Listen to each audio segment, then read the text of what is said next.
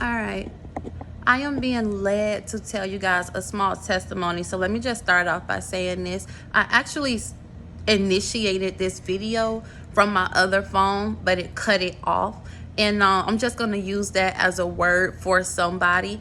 When you feel led to do something and something happens in the midst of you doing it, don't think to yourself, okay, well, maybe it's not meant for me to do it, or maybe it's not meant for me to say this, or maybe, or maybe, or maybe, or maybe. Take the or maybes out.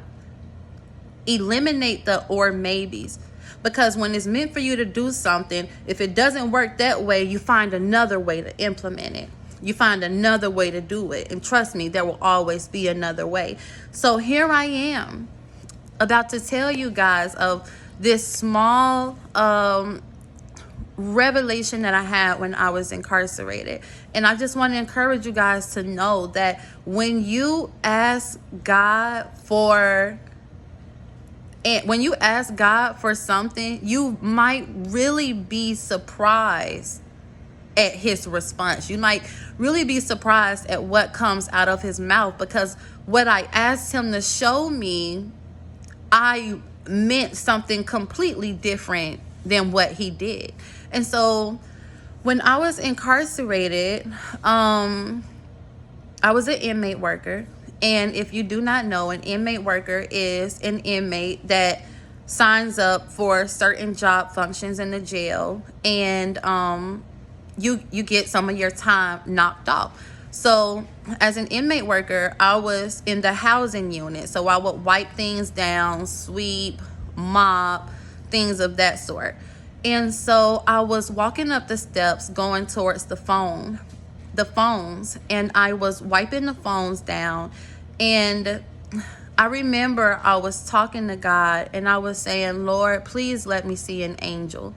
I'm saying this as I'm walking up the steps. I'm like, Lord, I get to the phones, I'm wiping it down, and I end up getting to a mirror in the midst of me speaking. And I'm like, Lord, please let me see an angel. And then I just so happened to look, and he said, there it is. And he was talking about me as I was looking at my own reflection, and I stood there. I stood there because when I asked for him to show me, and anybody ever asked the Lord to see an actual angel, I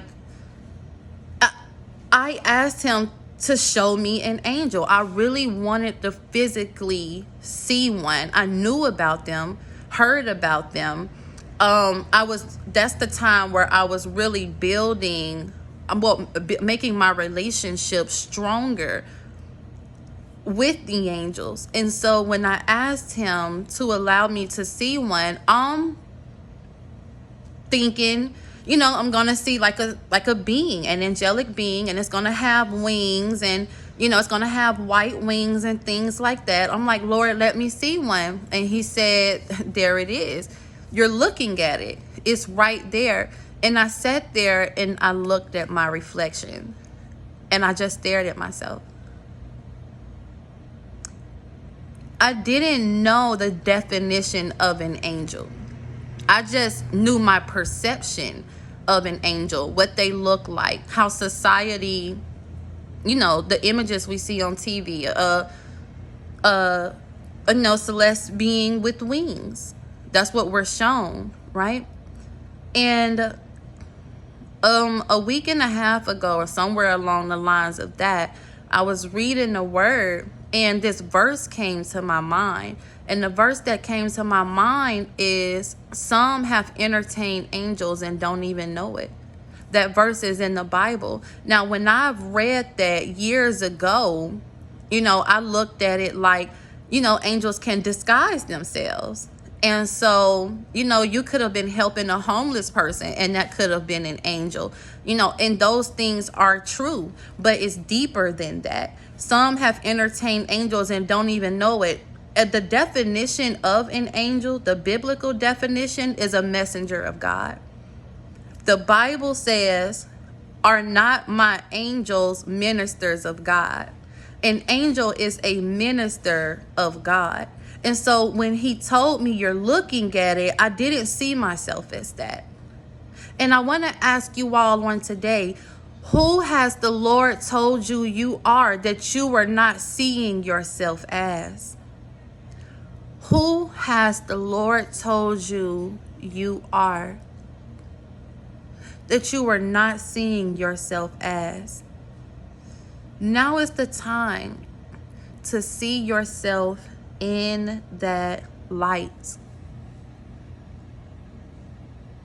because that's who you are. Find truth in you and stand on that. If you know who you are in Him, you know who you are. I didn't fully know who I was in Him the way I do now back then. So when He told me that, it didn't really just have that grasp impact on me. But with the pieces connecting now, it does. I'm going to end this by saying, spend time with your man. And I'm not talking about your earthly one. I'm talking about your heavenly one. I love you.